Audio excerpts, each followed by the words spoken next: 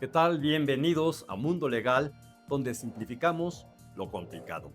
Y hoy un tema muy interesante que además nos duele no solamente porque tiene que ver con nuestros hijos, y cuando hablo de nuestros hijos son los propios y los de nuestra comunidad, y es, ¿un adolescente puede ir a prisión? Resulta que es parte del derecho penal y el derecho penal se le conoce como de la última ratio, es decir, no tenemos otra opción y vamos a tentar para tratar de inhibir una conducta que nos parece no deseable a través de penas, siendo estas inclusive la falta de la libertad. De ahí lo trascendente, porque nos guste o no, nuestros hijos precisamente pueden estar relacionados con un acto que al ser constitutivo, o sea, materia de un delito, podrían terminar en prisión. Precisamente eso es lo que tiene que ver la materia de Derecho para Adolescentes. Hemos invitado a la maestra Denia Aline Trejo Perea y me dan un segundo, les leo su reseña, realmente es muy interesante y creemos que tenemos aquí una gran experta que nos va a dar luz. De entrada, hoy es magistrada en Justicia para Adolescentes del Poder Judicial de la Ciudad de México, abogada especializada en Derecho Público con enfoque en Derechos Humanos, Derecho Indígena y Perspectiva de Género, licenciada en Derecho por el ITAM, maestra en Ciencias Políticas y Sociales con orientación en Derechos Humanos por el Colegio de Morelos y doctoranda en Derecho y Género en la Facultad de Derecho de la UNAM. Pues muchísimas gracias, mi querida maestra. Es un honor tenerte aquí y que nos puedas ayudar a darnos luz con este tema tan importante y a veces doloroso. Muchísimas gracias por la invitación. Para mí es un honor estar aquí y espero que con esta plática puedan resolver algunas dudas y podemos disertar algunos temas importantes en materia de justicia para adolescentes. Empecemos por lo más elemental. ¿Qué podemos considerar como adolescente para el derecho penal? Pues mira, para el derecho penal, como para cualquier área del derecho, de acuerdo con la Convención de los Derechos del Niño, un adolescente aparece desde la edad de los 12 años cumplidos hasta antes de cumplir 18 años. Nosotros en nuestro ordenamiento jurídico mexicano lo traemos en la ley de los derechos del niño y del adolescente, y ahí también se dice que es adolescente la persona con la edad de 12 años cumplidos hasta antes de cumplir los 18 años. ¿Cuál es la importancia de que tengamos específicamente una justicia para adolescentes? A mí me gustaría ahí abundar un poco, irnos hacia atrás en el tiempo. Recordemos que nosotros teníamos un sistema tutelar, donde el Estado básicamente pues retomaba para aquellos jóvenes, niños, adolescentes que se encontraban en conflicto con la ley. eh, el Estado lo que hacía era proteger sus derechos considerando que esta persona era inimputable. Entonces el Estado parecería que salvaguardaba los derechos del niño y resolvía o daba alguna sanción de internamiento, sobre todo porque lo que quería era hacer proteger al adolescente. Y sobre esta idea de la protección del adolescente, se establecían diversas dinámicas que, una vez dada la Convención de los Derechos del Niño y retomando esto en la Ley de los Derechos del Niño, la Ley General de los Derechos del Niño y del Adolescente, y ahora con el sistema de justicia penal para adolescentes, es reconocer que no necesariamente ese sistema era el adecuado, el tutelarista, donde al niño o al adolescente no se le reconocía como un sujeto de derechos como tal, sino de protección del Estado. Ahora que reconocemos al niño y al adolescente como un sujeto de derechos, podemos decir que a partir de los 12 años y antes de los 18 años, el sujeto puede ser responsable penalmente. Esto no quiere decir que tenga con toda claridad el entendimiento de lo que es una imputación o de lo que es cometer un delito o realizar una conducta que se pueda clasificar en su momento como constitutiva de un delito. Lo único que quiere decir es que la persona entre los 12 y los 18 años ya tiene cierta capacidad cognitiva para poder entender y a partir de ahí establecer parámetros con un principio de autonomía progresiva, de que se pueda ir comprendiendo el hecho. Esto lo que nos ayuda es poner a la persona como sujeto de derechos y que se le deba velar esos derechos específicos que están diferenciados de los adultos, porque por ser persona tiene todos los derechos fundamentales, pero además tiene otros derechos que deben ser considerados por su condición de estar en ese grupo etario. Con este cambio a la ley, la parte más importante que puedo concretar es, ahora un adolescente no solo puede ser culpable, sino también ya es responsable, que antes era la diferencia, ¿no? En el derecho penal es muy importante estos dos elementos, la culpabilidad y la responsabilidad. Entonces eras culpable porque cometió el hecho, responsable no porque te consideraban inimputable. Con esta parte de la responsabilidad que ya la tienes, vienen aparejados otros derechos y es lo que ve la justicia para adolescentes. ¿Cuál es la diferencia procesal más importante o relevante entre el derecho penal para adultos y la justicia para adolescentes entonces? Pues mira, vamos a empezar diciendo que el sistema de justicia penal para adolescentes tiene una finalidad distinta a la de los adultos. En la justicia penal para adolescentes, la finalidad es socioeducativa. Aquí lo que nos importa es que el adolescente pueda tener el cumplimiento de sus derechos fundamentales, pero además la reinserción social, el apoyo y la reinserción a través de medios socioeducativos, porque lo que nos interesa en el adolescente es que su reintegración a la comunidad pueda llegar a ser plena. Esto digamos, más allá de lo que en la práctica realmente sucede, pero en términos de objetivo del sistema de justicia penal para adolescentes, nuestra finalidad es poder hacer esa reintegración social de una manera holística, donde siempre se estén respetando los derechos fundamentales del adolescente. Lo que iba es que no es un sentido punitivo, sino socioeducativo. Qué bueno que hace la aclaración, porque el sistema penal, finalmente nos quedamos con este asunto de los reclusorios, que son centros de readaptación social, y pensamos que justo ese es la principal objetivo del derecho penal, pero no es así para los adultos. Sí es punitivo, sí es castigar, sí es reprochar el acto. En el caso de los adolescentes sí es reinsertarlos, no es castigarlos, ¿sí? Ahora, ¿hay algún caso en que a un menor de edad pueda ser juzgado como adulto? No. O siempre la justicia para adolescentes los tiene completamente separados. A ver, pero bueno, ahí hay que partir un punto para no confundir. Sí. Mientras la conducta que sea susceptible a ser calificada como un hecho delictivo se produzca entre los 12 y antes de cumplir los 18 años, es donde es aplicable el sistema de justicia para adolescentes. Okay. Esto no quiere decir que a un adulto se le pueda juzgar por una conducta que realizó cuando era adolescente. Si el hecho lo cometí cuando yo tenía 17 años y cuando soy, ¿cómo se llama?, juzgado, ya tengo 18, 19 años, ¿qué ocurre? Te van a juzgar como a través del sistema de justicia para adolescentes, porque aquí lo importante es que se te juzgue cuando o en el tiempo en cuando realizaste la conducta, porque lo importante es saber si cuando realizaste la conducta encuadrabas en la condición de ser adolescente o no.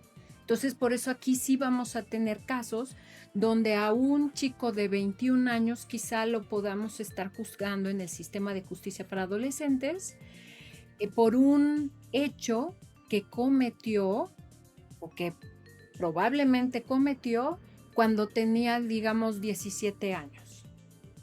jaque. Ok, fíjense, ese es uno de los mitos o de las confusiones que se generan muy comúnmente. Y ahí no sé, lo voy a llamar mito porque precisamente para eso está la maestra, para hacernos este tipo de aclaraciones. ¿Los padres o tutores tienen algún tipo de responsabilidad por el hecho ilícito que hubiera llegado a cometer algún adolescente? No, no por el hecho mismo. Vayamos por partes.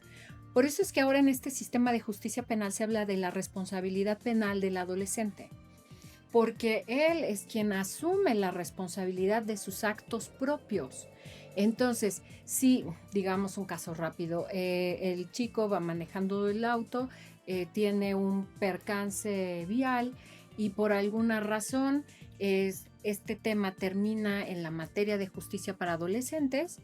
Quien tiene que hacerse responsable del acto es el adolescente, no los padres dueños del automóvil. Entonces yo no podría exigir que la reparación del daño sea realizada por los padres, sino tendría que hacerse por parte del adolescente. Y si el adolescente no tiene los medios económicos, si fuera en una reparación del daño patrimonial, pues no habría posibilidad de hacer esa exigencia. Digo, ahí tenemos otras vías como la vía civil, donde se podría exigir la reparación del daño por obligaciones por terreno, pero no como el sustraer la responsabilidad del menor y imponérselas a los padres, porque por eso ahora tenemos un sistema de justicia para adolescentes donde la responsabilidad recae directamente en el sujeto activo. A ver si no confundo un poco más las cosas, ya nos tendrá que ayudar la maestra a aclararlo. ¿Qué ocurre en el caso donde el menor, como es el del manejar un vehículo, pues había un deber de cuidado de los padres y eso es a lo mejor indebidamente, sin contar con que hubiera hecho un examen de manejo adecuado, le prestaron el automóvil, no se lo llevó, se lo prestaron y cometió este acto? Aún así, digo, los tendrían que a ellos, pues digamos, procesar por la falta de deber de cuidado, no por la resolución del hecho que cometió el menor. ¿Es así? De acuerdo, sí. Listo. Y ya en el proceso, más allá de buscar la reinserción, entonces, es más común que se tengan algún tipo de procedimientos abreviados, como en el derecho penal para adultos. Las medidas cautelares son diferentes. ¿Qué ocurre aquí? Pues mira, ya en el proceso común vamos a contar también con el sistema de mecanismos alternos. Eso sí es posible. La verdad no me gustaría meterme al tema del procedimiento abreviado porque no es tan claro, la ley no lo permite, tampoco lo prohíbe con esa claridad. Sin embargo, en el ambiente jurídico no hay una idea clara o contundente hacia aceptar que se pueda dar el procedimiento abreviado o no. Hay algunas voces que dicen que no es posible y otras voces que sí. Sin embargo, donde sí tenemos mucha claridad es en las medidas alternativas, donde es importante mencionarlo. Estas medidas alternativas buscan uno de los principios fundamentales del sistema, que es la menor intromisión y la disminución del tiempo. Me refiero a esto cuando hablo que en el sistema, aquí lo importante es que se debe buscar la agilidad en el proceso, en la resolución. Por eso los procesos son más rápidos. Se espera que un proceso de estos pueda terminar en 6 meses máximo. Las medidas cautelares máximas son de 5 meses y cada mes estamos haciendo la revisión de la medida cautelar. La última medida, como digamos, la última posibilidad como medida de sanción o medida de cautelar siempre va a ser el internamiento. O sea, lo último que buscamos es recluir a estos jóvenes. Por el contrario, se buscan mecanismos alternativos de reparación o de medidas de sanción antes que llegar a la privación de la libertad. Entonces, si tú me fueras preguntando, sí, hay muchas En las etapas del proceso, tú puedes ver que el proceso es muy parecido que el sistema acusatorio, sin embargo, los plazos son diferentes y ya cuando nos vamos al establecimiento de medidas de sanción, ahí sí cambia, porque no siempre se aplica el internamiento, que así es como se le llama, y tampoco no a todas, en todas las edades puedes aplicar el internamiento. 30 segundos, vamos a Ujú. un mensaje de nuestros patrocinadores y regresamos. Renta, la evolución del arrendamiento seguro. En los arrendamientos, la confianza no es suficiente. Se necesita certeza. Renta ofrece protección real para los propietarios y agilidad para los asesores inmobiliarios. Somos la única garantía que opera exclusivamente a través de profesionales inmobiliarios, asegurando un proceso impecable. No te conformes con menos. Visita www.renda.soy. Renda, la evolución del arrendamiento seguro. Pues bueno, ya estamos aquí de regreso con la maestra. Es realmente interesante justicia para jóvenes, para adolescentes, perdón. Quiero entrar en un tema que creo que cala mucho en la sociedad, porque resulta que si nos damos cuenta, o por lo menos hoy en las noticias, yo no estoy tan cierto, de que cada vez son más los adolescentes que utilizan la delincuencia organizada para cometer sus hechos, ¿no? No es lo mismo un acto reprochable por conciencia de la propia edad, que estamos limitados y nuestra responsabilidad no la alcanzamos a ver, cuando de forma pues, irregular, dolosa o no dolosa o obligados cometemos pues actos que verdaderamente lastiman a la sociedad.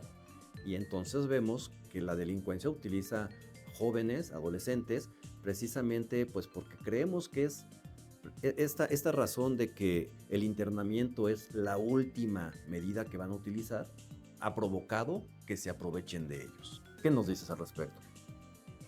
Pues mira, yo te diría que en el tema actual que estamos viviendo de violencia, sobre todo con los jóvenes, yo creo que es un problema más amplio. Sí es verdad que seguramente las organizaciones de delincuencia están ocupando a los jóvenes para poder realizar los actos delictivos. Por un lado, yo pienso que es en parte porque los pueden ver desechables, porque son fáciles de manipular, fáciles de integrar a las asociaciones delictivas, al crimen organizado, pues todavía se encuentran en una etapa muy vulnerable. Recordemos que buena parte de esta idea del sistema de justicia para adolescentes implica que nosotros tengamos muy claro que el adolescente todavía no se encuentra en su etapa de maduración total como lo es un adulto. Y esto es así porque en la parte, un poco en la parte fisiológica, la parte de la corteza prefrontal del cerebro todavía no está completamente desarrollada y el adolescente se deja llevar más por el impulso que por las ideas razonadas y por lo que cree o la lógica le permita que es lo correcto o lo incorrecto. Se deja llevar más por el impulso. Por eso es que también, y esto se ve mucho en la sociedad, a veces decimos cuando vemos un acto terrible cometido por un adolescente, decimos, bueno, pues que lo juzguen como si fuera adulto, para tener certeza plena del alcance de sus conductas. Nos habías hecho mención que evidentemente al adolescente se le utiliza porque lo ven desechable y manejable, no porque el proceso jurídico le vaya a dar un menor castigo. Yo creo que ese viene en adicional. O sea, me parece que el hecho de que se le dé un tratamiento diferente es pues un adicional, pero vaya, yo no estaría tan cierta en creer que las personas del crimen organizado piensen, bueno, tal persona pues nada más va a pasar máximo 5 años en el internamiento y después va a salir. Difícilmente en la reincidencia, le va a pasar lo mismo, porque al contrario, ya para esa fecha ya va a ser mayor de edad y su situación jurídica ante un delito va a ser tratado como un adulto. Porque retomemos, para que un adolescente pueda tener como medida de sanción la privación de la libertad, debe tener 14 años cumplidos. Y a los 14 años la máxima de pena es 3 años, pero a los 16 años cumplidos la máxima puede ser 5 años. Pensemos en una adolescente de 16, 5 años más ya es adulto. Perdón, la pena máxima será de 5 años en el caso que lleguemos al extremo de la privación de la libertad, que se llama internamiento. Internamiento, sí. En el caso de los adolescentes. Pero para el grupo etario 3. El grupo etario 3 implica que, vámonos por partes. Tenemos 3 grupos etarios para poder establecer las medidas de sanción de un adolescente. Partimos del primer grupo etario, que es de 12 a 14, y en ellos solamente hay un año máximo de medida de sanción, pero no puede ser privativa de la libertad.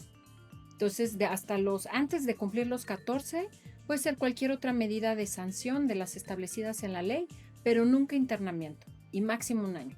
Pero ya pasando al grupo etario 2 y 3, ya se permiten las medidas de sanción en el internamiento, y aquí lo vamos a dividir en 2. Entre los 14 y hasta antes de cumplir 16, la máxima de internamiento van a ser 3 años. Y pasando los 16 hasta antes de los 18, la máxima serán 5 años. Entonces también aquí, por un principio de autonomía progresiva, vamos a tener que los adolescentes, pues dependiendo de la etapa de su edad donde se encuentren, pues ellos van a tener distintas medidas de sanción y tiempo para las medidas de sanción. Todo esto en atención al principio de mínima intervención y subsidiariedad, ¿no? ¿Qué es lo que te decía? Buscamos los mecanismos alternativos de solución de controversias para evitar la intervención, sobre todo la judicialización. Pero esto solo en ciertos delitos que recaen en culposos. Es muy importante que no perdamos de vista esto, porque a veces hay demasiada mala información y hay programas muy importantes o derechos que se tienen y que ha costado mucho trabajo y esfuerzo consagrarlos, como es esto de la justicia para adolescentes, cuando por desconocimiento los queremos o los quieren finalmente tirar como si no fueran relevantes, como si fuera una conducta que se debería de evitar, porque pues el derecho penal vende mucho, tiene muchos réditos, ¿no? Realmente veíamos algún partido político que pedía muerte a secuestradores y eliminar la justicia para adolescentes, como si pensáramos que es la verdadera solución a los problemas de violencia que hoy se tienen. Al contrario, estos programas donde se percibe y se cuidan los derechos de personas que están en una conformación para que se reinserten adecuadamente, pues acaban probados a nivel mundial que tienen mucho mayor éxito que aquellos que son completamente punitivos. Además, en la medida de que un país, en el cuidado que tiene en cómo procesa penalmente a aquellos que hacen un acto delictivo, normalmente se ve el nivel civilizatorio de esa nación y siempre acaba teniendo mejores beneficios para el público en general. No son aquellos represivos, no son aquellos que verdaderamente creen que todo se va a arreglar con la cárcel, con quitarlos completamente de la sociedad, las naciones que tienen mejores índices de vida. Entonces, esto que nos está explicando la maestra Denia Trejo es muy importante y pues no se dejen sorprender. El que los traten diferentes, hay una razón específica del por qué, y esa no es la razón por la que tenemos tantos adolescentes cometiendo delitos. Es otro tema. Así es. Pues ya para saliendo del programa, mi querida maestra Trejo, ¿algún comentario adicional, algo que no deberíamos de perder de vista? Pues yo creo que sobre todo no deberían de perder de vista que este sistema de justicia penal para adolescentes implica un trabajo holístico tanto de la sociedad como de la familia como del Estado. Pensando en que si estamos buscando, estamos ya con un sistema socioeducativo, recordemos que las medidas que tenemos en este sistema implica que la sociedad, que la comunidad y que la familia se integre a estas medidas. No sería posible la reintegración social, la reinserción de un adolescente ni el cumplimiento de sus derechos fundamentales si no está participando activamente la comunidad, si no está participando activamente la familia, sobre todo de aquellos que ejercen la tutela, la patria potestad y del propio Estado. No podemos buscar imposición de penas terribles si antes en nuestra prevención del delito, en cómo estamos construyendo nuestro tejido social, se está trabajando en ello, porque ninguna pena va a resultar suficiente para poder disuadir el delito si antes no tenemos mecanismos que nos ayuden a mejorar nuestro tejido social y a que nuestros adolescentes tengan un entorno y un ambiente donde no sean víctimas. Solo quiero terminar con que muchas veces solamente vemos la conducta delictiva del adolescente sin mirar el entorno social que lo llevó a realizar esa conducta delictiva.